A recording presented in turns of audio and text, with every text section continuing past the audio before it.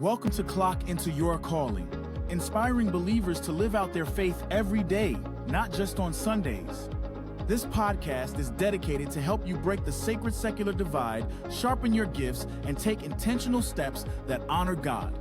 Discover how pastors, professionals, and industry leaders live faithfully, cultivate lasting change, and advance the kingdom of God. Thank you for joining us. If you find this helpful or know someone who would, please share, subscribe, and leave a like or comment below. God bless and enjoy the episode. What is going on, everybody? Welcome into another episode of Clock Into Your Calling. I'm joined here by Jerel. Thank you so much for being here. Thank you guys for investing some time into being with us today. I'm so honored that you guys would take just a couple moments out of your day just to be here, to view it, to leave a like, subscribe. Whatever you guys are doing, it really helps me reach more people and just continue to do this. And I'm so thankful for every one of you guys that are doing that. Make sure you guys stay tuned to the end for the challenge question that we'll have at the end of the podcast. And also flip over to YouTube if you're not already there for the video version of this podcast. So today, our topic is stewarding a life you didn't expect. I feel like today's going to be a really relatable one. I'm sure we all have something in our life that is not going the way we expected. I think that's just part of being human and just having our expectations in places that maybe they shouldn't be. My guest today, Jerel Ricketts, Student Outreach Coordinator at Action. I know you played a little bit of college football at UWF. That's not UCF, but that's okay. Oh, you got a real national championship. Okay. Studied communications in college, and now you're leading students. Welcome to the podcast, Jerel. I'm so happy that you're here. No, thank you. Privileged to be here, man. Grateful for our friendship and super proud of you. I said it before we started, but I just want everybody to hear, man, you're the fact that you're using your platform and your voice to glorify God, man, just speaks volumes to your character, your integrity. And again, happy to be here. Thank you. Yeah. I'm excited to get into this conversation. We're going to be talking all about control today too. I know that's a tough one, especially for me, just for trying to control things because we don't usually have control over many things in our life. And that's just the reality of it. Sure. And we're going to be talking about that. So I want to ask you, Jerel, as we get into our conversation, just to open up and introduce you a little bit more. So I know you went to school, communications. What was on your mind, occupations and career-wise, maybe while you were playing football at UWF studying communications? What was on your mind there? Yeah, not much. That's a great answer. Yeah, if I'm being honest. No, man, if I'm being honest, I didn't know what I wanted to do. I started college as a criminal justice major. I was like, that's not it. Thought I was going to be a PE teacher, went into physical education teaching. Like they put me in an anatomy class. And after the first day of PowerPoints, I was like, nah, that's not good either. That's a tough class. Yeah. I got it day one. I was gone. Okay. Well, maybe you don't know that because you were out day one. I wasn't sticking around to find out. Yeah. So I jumped into communications, man. I had a minor in sports management. My practicum was writing for the school paper, actually. I've always enjoyed writing.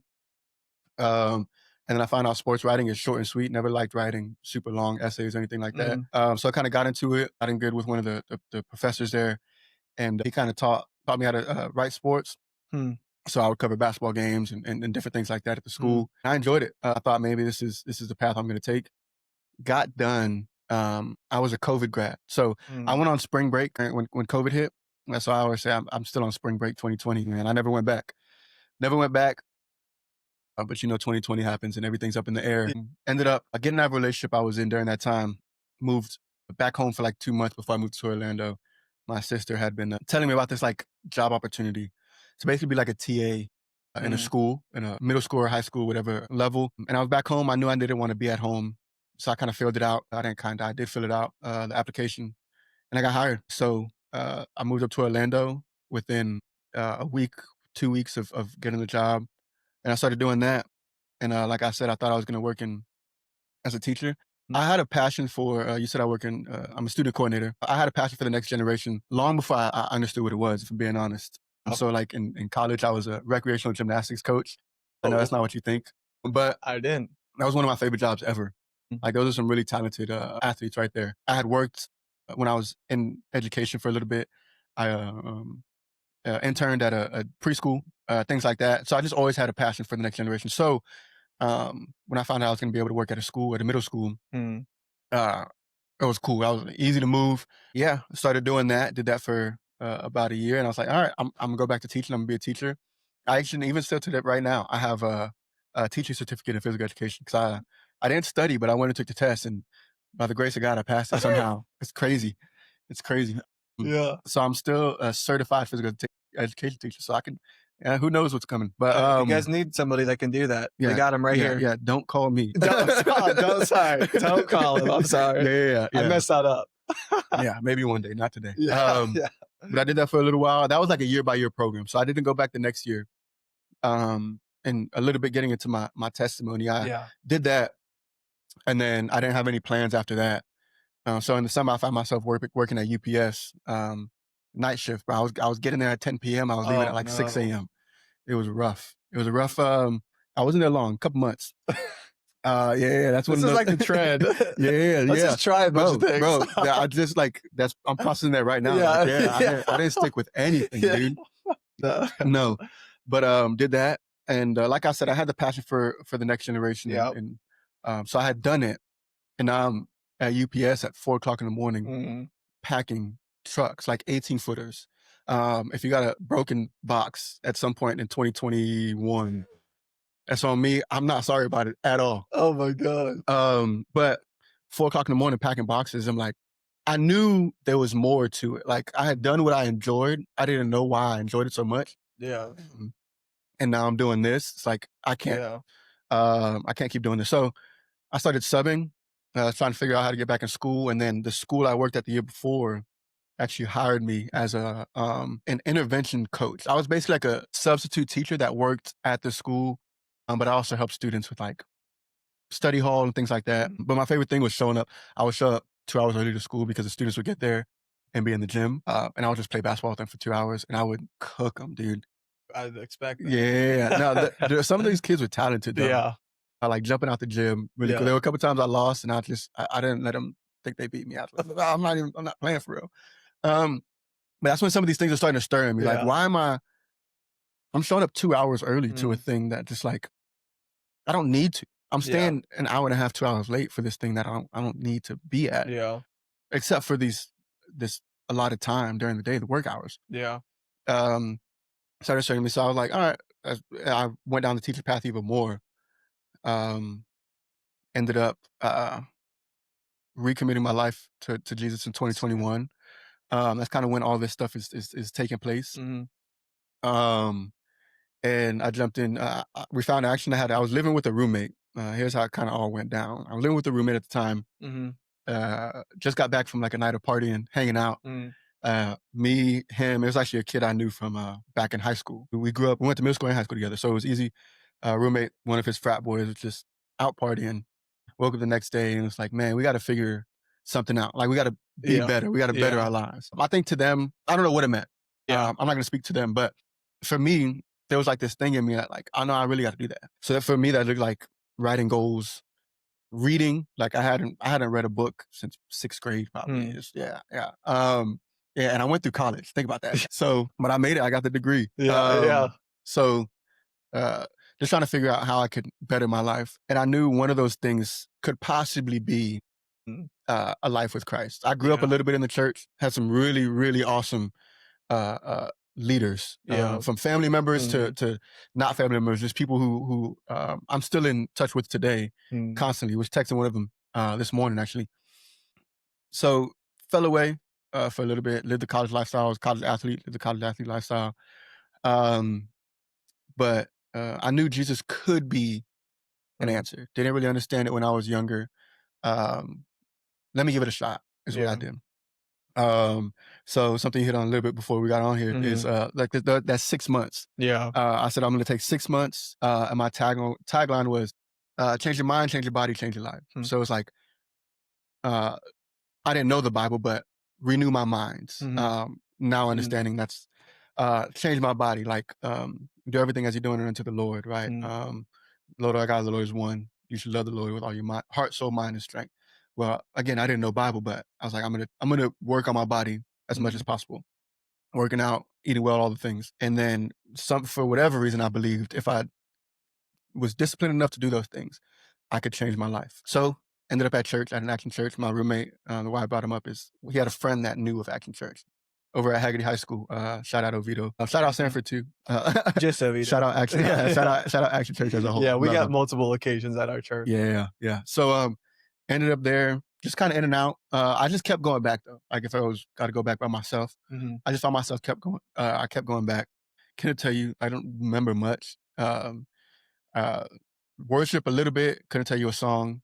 I remember leaving one day though, and texting my mom, calling my mom. I don't remember which one was, but Pastor Justin, our lead pastor, had spoken in a way that it was convicting, but also like Challenging. honest. I could relate with it. I appreciated it. Like, I don't know if I could relate, but I very much, I remember appreciating that. So much so that I talked to my mom about it. Found myself coming back. And then, like I said, I was writing goals. And one of my goals at one point was like, go to Action Steps. Didn't know what it meant.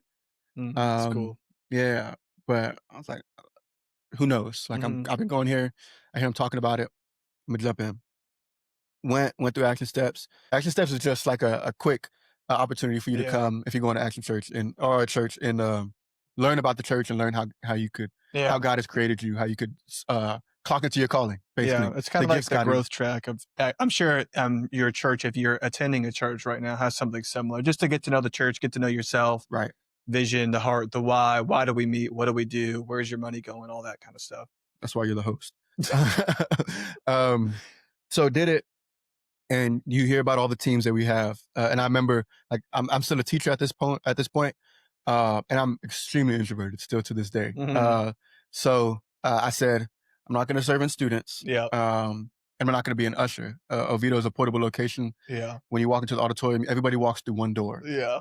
So it's like me talking to every single person that walks in here. You must have bumped your head twice. On the way. Yeah. Twice. Yeah. And then you got to use a bathroom. So I got to talk to you a third time. You lost your mind. No bathroom break. Yeah. Sit down. And long story short, I've been talking for a long time. I'm in Action Steps and they talk about the teams. Yeah. And I remember the Lord just convicted me. I've been reading my Bible for a little bit, going to church, saying something along the lines of like, why would you not do something that you have this passion for, this desire for, in terms of serving students? Like, the thought was, I'm not going to do it because I do it all week long. But don't you love it? Like, isn't that what you love doing? Yeah. Why wouldn't you want to do that? And you get to point people back to me. Yeah, it's good. It's a win-win for everybody. Right. So I was like, all right. And then the person I connected with somebody. I can't remember. But they're like, talk to Pastor Brian on Sunday. He'll get you set up. So find Pastor Brian on a Sunday. And of course, he needs an usher. Buddy, like... anything but usher. Yeah, bro. Like anything. Yeah. So before long, now I'm at Sanford. I started at Oviedo, but before I left Sanford, I was an usher team lead. And the reason I left Oviedo is go be the students coordinator at Sanford. So I'm saying I'm not doing all these things, and lo and behold, like he does, God would use that, and that's exactly what he has me doing. Stewarding, like we're talking about, stewarding a life you didn't expect. I just tried to do my best to honestly just set goals and live up to it, like accomplish them. And little by little, God would use that to change my life, which was the whole goal at that point. But I didn't know it was going to be through a relationship with him. Yeah, that's really good. I want to touch on a couple of points of what you said. I think it's so important that you mentioned that some of the various jobs you were working, and I think it's so important to know that those are still jobs, and those just weren't for you, and there's nothing wrong with that job in itself. It's just like you were figuring out that it wasn't for you. And I think that's so cool that just trying that. I think that's a lot of like what your younger years are for. Like a lot of times we don't know what we want to do until we do it. And it's cool that you got to try those different things. And I needed to, so I could understand, like, that God used that to show me why he, at least for this season, why he's put me in the position I am. Yeah. Like, I wouldn't know the passion I had. I would never figure that out. Yeah. I would never come to understand it if I didn't do some of those things. So yeah, I needed to do those things, not just, they were miscellaneous, yes, but also very intentional by the Lord. Yeah, that's good. The other thing you mentioned, talking about, it was one of your goals to go to Action Steps. Yeah. And that I love that principle, because in a lot of our heads, and you guys are think about something that you guys are doing so often, but it's somebody else's first. And how special it is for you. Come on, man. And I was actually just talking to our location pastor, who has to go up every week and say the same things. Yeah. And not act excited, but be excited about it. Yeah. And his response was always, it's always for this person that was their first time there, because you can easily, because I remember the time I got baptized, but as like maybe someone who's done that activity so many times, you think about something you've done at work, that same sales call, that same just greeting to someone in the morning that you do every single day at your job, your coworker, whatever that case may be, but it's always for that one time. Each and every time has to be so intentional. It's hard. Yeah. It's hard to be consistently intentional, as you Yeah. touched on, but it's so cool to hear your side of things. And now you get to be the opportunity. Think of it like for the students that you're leading. So it could be that kid's first city group, right?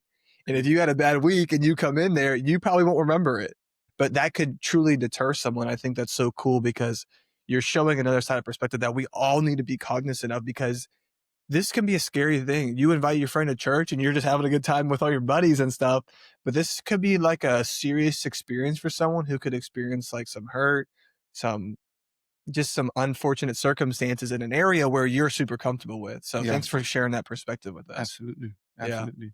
Yeah. So you basically, it's like you had the questions ahead of time or something like that. Just share your whole testimony without me asking. Imagine Imagine. But I want to ask you, because you talked a lot about, we're going to talk more about stewarding that life that you didn't expect, because we talked about how you were a little bit introverted at the time. Yeah. You didn't want to work with students. And now I would argue that you're doing both right now. You have to talk to the students. You can't just, well, they talk a lot too, probably. But no, we love your kids. Love them to death. So why do you think we struggle so much with this concept of truly releasing control, that surrender? Maybe talk a little bit about expectations. Why do you think we struggle with that? Yeah, because I think we think in our tiny human brain that we could do it better. Like I heard somebody say recently, if we had the power of God, we would change everything. But if we had the knowledge and power of God, we would change nothing. And it's crazy because the word is very clear. God's ways are higher than our ways. His thoughts are higher than our thoughts. Yeah. And someone like me who has this expectation, who has this idea that like, I'm going to choose where I want to like end up. I'm going to choose where I want to, where I want this road to lead. I'm going to like invite God in and say, hey, like I'm going to go to action steps. I'm going to read my word, but I want to control where this train goes. Yeah. And it's because like I have this, like, I don't think it was a bad thought. Like I do this all week long, and on another day of the week doesn't sound like something at the time it would be super exciting for me. Yeah. I truly am introverted, and there's a real fear like of like having a conversation with people I don't know consistently. So I think it's so easy like to get wrapped up in those ideas that were fears because it's something I hadn't done. It's a place I chose for a long time not to step into. And it's I think, again, so easy to just get lost in that. It's like, I don't want to make anybody seem like or feel on the outside. Like, like we as Christians struggle with this on a daily basis. I think the difference is like when you have those fears, when you wrestle with those insecurities, like where do you take that? That's good. I know we get to take it to who we consider our Lord and Savior. Yeah. Like we get to remember that we don't have a spirit of fear, but of power, love, and a sound mind. Yeah. We get to remember that if God's not done, it's not, or if it's not good, God's not done. Yeah. We get to remember that He has a plan and a purpose for our lives, that He knit us and set our days in order before we were even born. Like like that's truth that I get to stand on when these insecurities, excuse me, and these fears and these doubts and these worries start to creep in. And the people that haven't decided like where they want to, or maybe on the fence, so like where do you get to take that? Yeah. I used to take it to all the like relationships. I used to take it to whatever I could. Sports, like whatever the escape was. And it was, the line was always moving. Like at one point it wasn't like, I don't know how we really want to get, but like you take that into like lust in your room at night. Like the line is always moving. Like where do I find an escape? Where do I find the satisfaction? Where do I go when things, expectations, when circumstances aren't what I thought they should be? When I keep saying I get to stand on the truth, and what the world is standing on is sand. Yeah. That's what I would say. That's a good analogy. It is. And I think a lot of the reason why we struggle, and we were kind of talking about this, is it's kind of like your goal setting too. So I think we can get attached to goals. We can think that that's the only way. And there's some truth there, because I was kind of thinking about it like this is like, what if you're working towards a career? You spent 4 years of school. You've been dreaming about this since you were a kid. You come out of college and you're like, that opportunity is not opening the door. Yeah. But what are you supposed to do? Just scrap the whole thing? Like like a medical field. You're $100,000 of debt. You got practical, you got logical, you got your parents breathing down your neck. And you're supposed to be like, all right, God, here it is. And that's why I think that's what could be why it's so hard, because you've already put so much thought and effort and days and sleepless nights into this. And I think that's why we can get caught up in that. But I think that you highlighted it so well. It's where are you taking it? Yeah. We have the opportunity as Christians, and if you're a believer, to take it to God and truly surrender it at his feet. And it's not, I mean, I would argue we all struggle with it, believer or not, but it's like that opportunity that we have. We have the outlet. A good outlet, in a way that it's not taking it to the bedroom. It's not taking it to, your personal thoughts and isolating yourself, instead of creating an atmosphere to God to come speak truth over your life, or a friend. And I think that's why that's so important. But I think that you just did a great job explaining that, because it's hard. And I think that we can both agree on that. And if you're listening to this, there's probably something that, you wanted that was not given. Sure. Right. And I think that's where you really have to think about, why did I want those things? Did I do really everything to set myself up for that? Is God saying not now to this opportunity? So it's constantly renewing your mind every single day. Because I bet that the more we live, and I think that's another tough part, is what we see at what other people get. Comparison. And we see what other people have been blessed with. We see people with maybe similar giftings and people that are making so much more. And we just naturally, I feel like we naturally just, if you're a passionate and you're a driven person, like you said, athletics, you never thought of like, I just want to be the worst one out here, right? I hope not. Yeah. You're like, he wasn't on my team. Yeah. So I think it's a little bit natural too, to have that drive, but truly surrendering the outcome, which is what we want to get to. So you talked a little bit, do you want to share any more on just kind of your journey into your position that you are now? I know that could have been an opportunity where we talked a little bit about what you did occupation career wise, but is there anything else, maybe you've been a different story where life was not what you expected? Like life just took a turn and you're like, whoa, out of nowhere, or anything like that? Yeah. A couple things come to mind. I'll go with the most where I'm at right now is, every day getting to do what I get to do. I love it so much.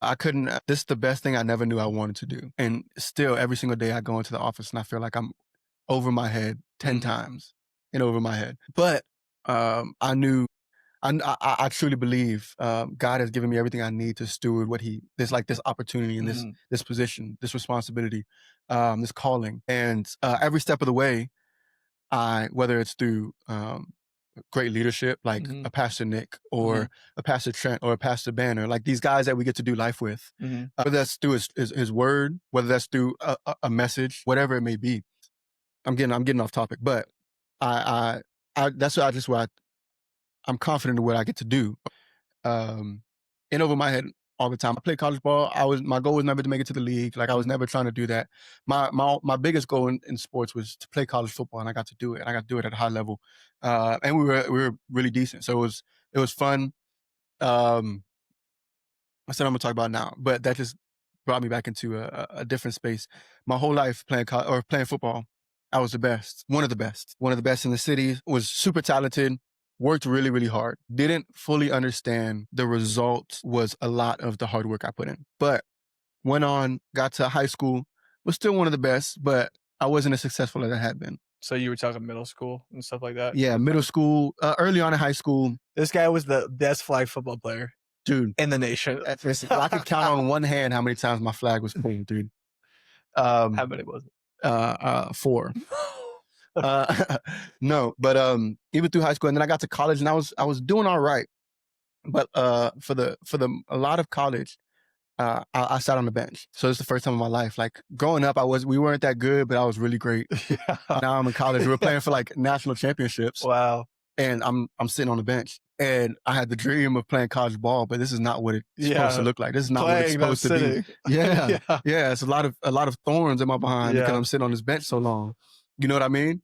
And that's a pine joke, I think. Ride the pine. Yeah. So I didn't steward it well then, but part of my journey coming back to Christ was, again, I didn't understand the work that I put in early on led to a lot of the results. And I had this, whatever you want to call it, revelation, whatever.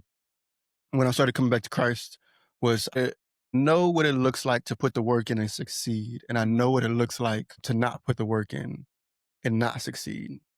So what if just for this 6 months that I talked about earlier, I went all in with my faith. Like I put the work in.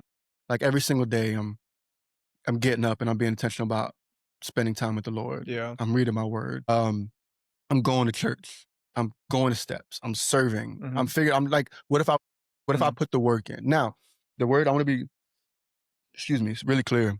The word is very, very clear that we're not saved by our works. We're saved by grace. Yeah. It's good. I also believe we are saved to good works. Yeah. Right? The Bible also says, don't just be a hearer of the word, but a doer also. Yeah.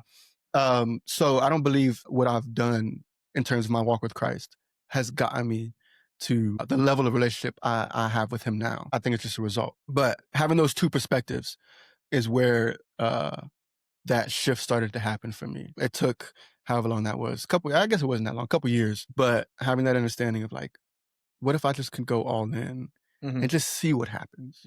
Who knows? But that's kind of where I ended up. So I bring it all back full circle. Although I feel in over my head most days, I understand what it looks like just one day at a time. Yeah. Put the work in. One day at a time, go all in. One day at a time. Just try to lean on the people around me and we'll figure this out. And now we're a couple years in and I like to believe I've done pretty well. People around me have affirmed me.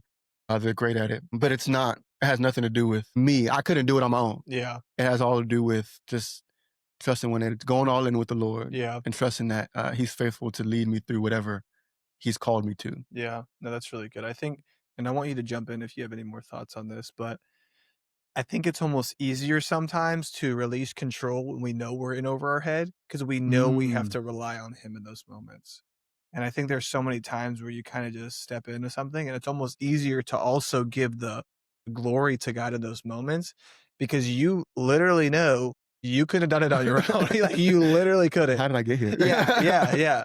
And I, like I said, I want you to jump in here if you have anything else, but I just think that those moments we naturally don't cling on to it. But I think that when we're in the mindset, and it's not a bad mindset, where we're working hard to produce the results, we naturally start to grasp the outcome too when we try to control the outcome. Yeah. Because we put in the sweat, we put in the early mornings, like you said, going all in with your faith, and we naturally are like, oh, that was all me, baby. Like all me. Like, well, it's like, well, was it? Like, was it? Were you going to discount everybody who was helping around you? Right.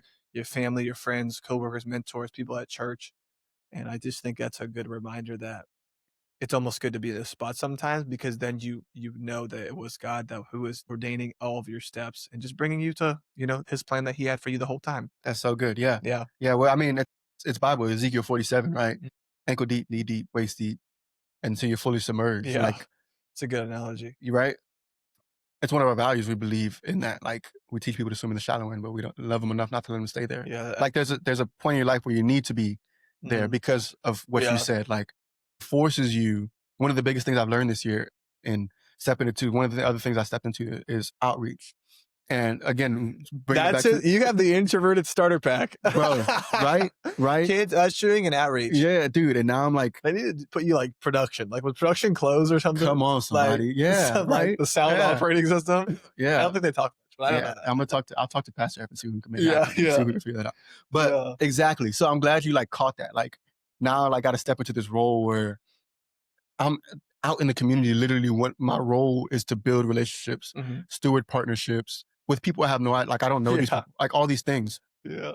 And one of the things I learned this year is that dependency. I need you in a way that I've never needed you before. And it's because I'm so far in over my head that if it's not you, this is gonna fail. Yeah. And what can't happen, it's not for my pride, it's not for my respect, it's not for my name, it's not for my resume.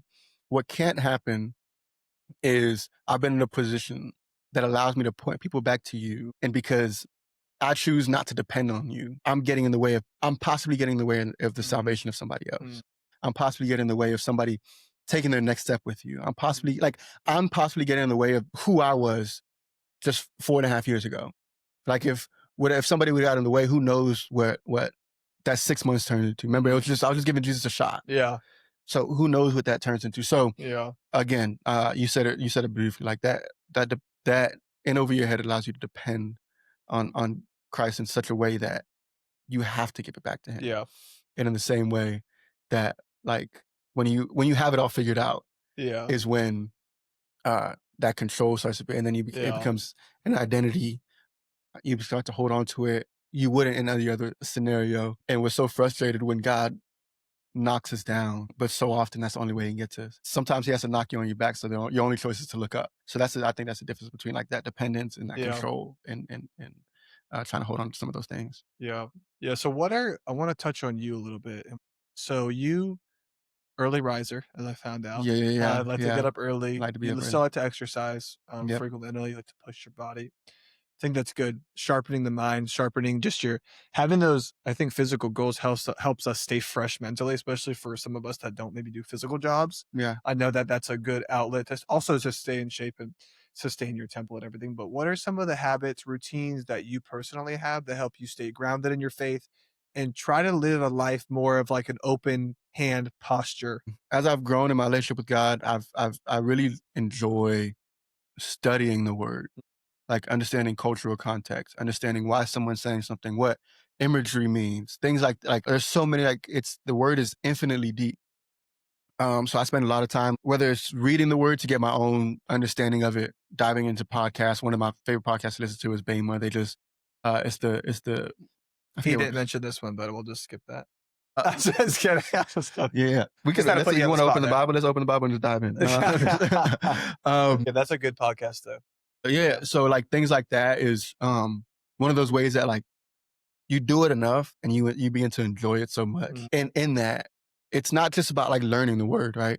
It's just building this relationship with God that's just unshakable. Yeah. Being able to just spend time with him. This is his word to us, Mhm. right? There were two things that are God breathed: his word and his image bearers. So the things he said to us and us are what he breathed into existence with his own breath, right? So, I mean, I could talk about the word all day long. I love it so much. That's one of the things. I don't do it as much anymore, but going for walks, just fully unplugged, just going for a walk. If you ever see me out walking and talking out loud, I'm not talking to myself.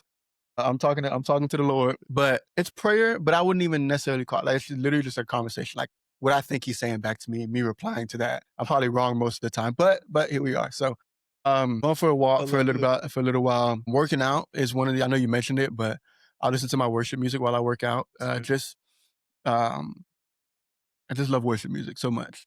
Are you a podcaster while you work out or no? I can't do it. Sometimes. I don't know how people do it. Sometimes. So Not lifting. Maybe cardio. I did it for a bit and I realized I enjoy it when I catch it, but I'm not listening enough to take in whatever I'm trying to learn. Yeah. Okay. Cardio is fine, but yeah, people that work out, I'm like, dude, how are you just listening to some dude like?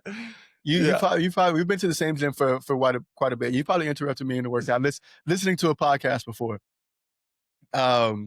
But again, I didn't know what they were talking about. So I didn't interrupt. Yeah, you didn't interrupt anything. But love working. Yeah. One of my favorite things to do is like,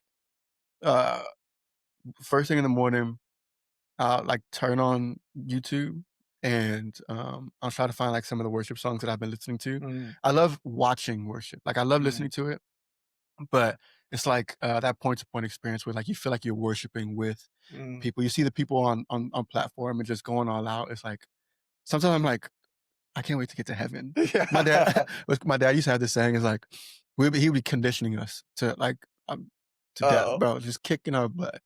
And he'll say, everybody want to go to heaven. Don't nobody want to die. I'm like, yeah, I'm 12. Yeah, I don't, not yet. But I like sometimes when I worship, that's a great like it looks so exciting, right? Yeah. And I think, man, like one day I get to do this in front of our Lord, like just casting everything before him, hands and knees, just going all out. So love worshiping early in the morning, love a good walk, love just diving into the word. That's been the biggest thing for me this year, is just studying the word. I've been in the book of Matthew studying it for the entire year. That wasn't the plan, but I just over time just stayed in it. And I'm like halfway through. So I got a little ways to go and we got 2 months. So I got to speed it up, but just very much enjoying it. So that's kind of like the routine. I like sometimes I get to work early and use that at the time before people get there and just worship a little bit, dive into the word a little bit. It's quiet, but it's like this thing about I was just having this conversation earlier. Some people work really well at home, better at home. When I in a work setting, I work really well. So like this, I get into this work setting, and now I'm like in my word, and it feels just like where I'm supposed to be. So that's one thing. But I try to. I haven't been really good at it at all. I try to have a Sabbath here and there. Needs to be more often. It's a commandment, so it should be very much more a part of my life than it is. Yeah. But a day like a good Sabbath day would be waking up early, getting hour and a half, 2 hours of quiet time in, hitting the gym. We're getting some good weather now, so I like to sit outside a little bit, Yeah. hang out. But things like that. Those are probably the biggest things. Yeah, for that's me. good. So as we come kind of to our conclusion here, we Yeah. talked about surrender, releasing control, modifying expectations maybe of Yeah. things that we have. But what happens to us as believers if we start to live that out practically? Like what's the change in the mindset? How do our actions look different? How do we respond differently to different outcomes or situations when we truly believe that and start to follow the will that God has for our life? Like what's different? Yeah, I think one of my favorite verses, one of the verses that got me through that season of 6 months is Philippians 4:6-7. It talks about a peace that transcends understanding. And I believe when we begin to walk like this, hands open, surrendered, there's a lot of expectations that whatever it may be. But I think the biggest thing for me was there's just a peace about the direction I'm moving. There's a peace about the things I'm stepping into. There's a peace about the people I have around me that I can just get to walk in. And it says it transcends understanding. And sometimes you recognize it, and sometimes it's like, no, I'm just like going about my day, and I just feel I'm okay, regardless of what's happening. I'm okay. And it allows God to like work in those areas. We've seen the illustration. If you maybe some of you haven't, like when you walk like this, nobody can take anything With from your you like fist this. closed, yeah. With Yeah. your fist closed. But when you begin to walk open-handed, Open-handed. God has full access to it all. Yeah. So it allows God the space to move in his will. Yeah. Right. I want to be careful because I want to say I don't want to say like it allows him to move in the areas you want him to move, because he might not. Yeah. Or it might not be the time for that. He will, but it might look different than what you expect. It's kind of what we're talking about. But it allows him to move in his will. I just want to add one thing to this too, and jump back in if you want to. But I think living in the open-handed posture is so much easier when you feel like you have a lot, because things are just overflowing in your hand. You can barely hold on to everything. So I'm just thinking like maybe just tangible things right now, like money, success, influence. There's so much of it. But I think that it's even harder when some of the stuff starts to get removed. So maybe one of the things of your things that are going really well in your life get removed. So I think naturally, and this happened for me, you start to clench, like physically, like grasp on the last thing. You're like, God, you had all this, Lord, but you ain't getting this last piece. And I think that it's so hard because it's usually harder to remember that the last thing. You're eating lunch with somebody, it's the last one.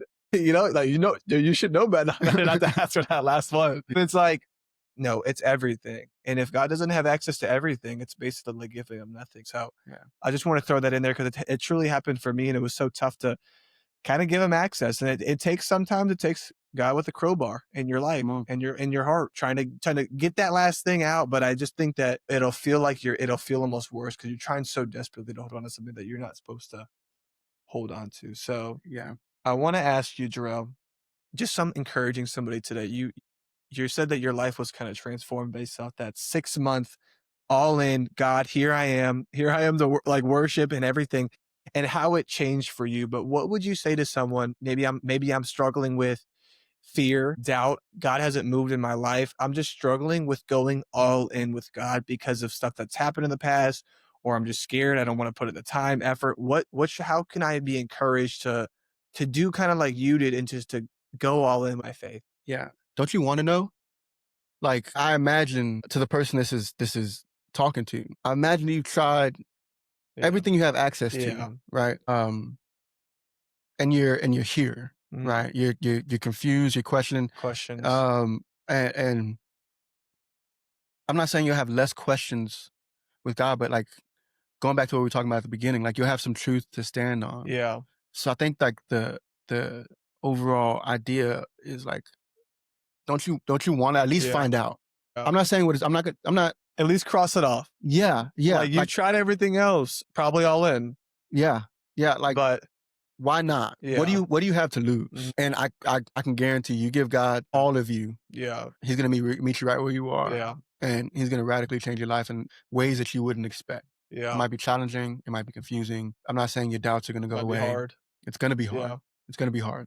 But I would challenge you to give it a shot. Yeah.